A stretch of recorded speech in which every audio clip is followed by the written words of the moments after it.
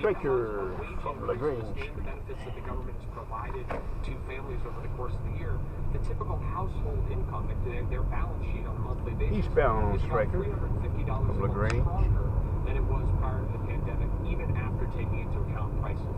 So our economy is uniquely well positioned to address these challenges, and that's why we're waking up every morning trying to focus on addressing them in practical ways in people's lives.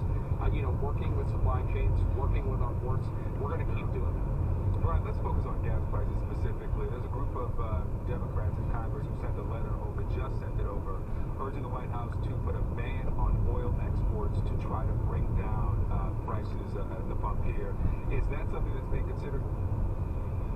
That's not our focus now, but the president has been very clear. He wants us to put all the tools on the table to do what we can to make sure that consumers in America are seeing lower gas prices and are not being adversely affected. Reuters is reporting that is off the table. So let me ask you the inverse of the question. Has the White House decided not to go the route of banning oil exports to bring down prices for gas?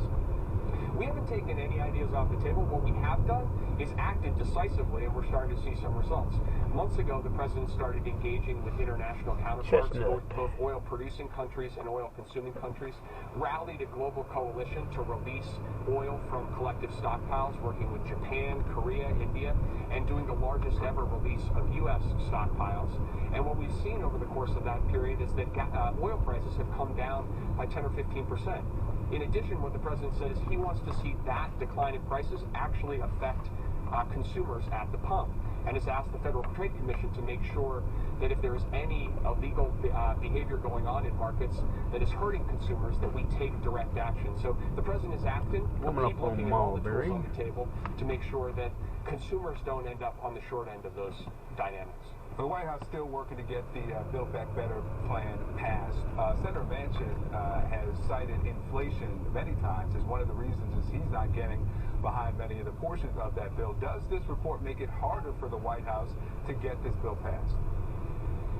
For those who are worried about costs that families are facing, and certainly the president is worried about those costs, the Build Back Better plan is precisely the prescription that you need. This plan will lower cost of prescription drugs, lower the cost of child care for families, lower the cost of elder care, lower the cost of housing. These are the major costs that American families are facing, and this bill will go directly at that. And the bill is fully paid for, and when it's fully paid for, it won't actually add to inflationary pressures. That's why you have everybody from rating agencies in the U.S. like Moody's to Nobel Prize-winning economists confirming that this is not going to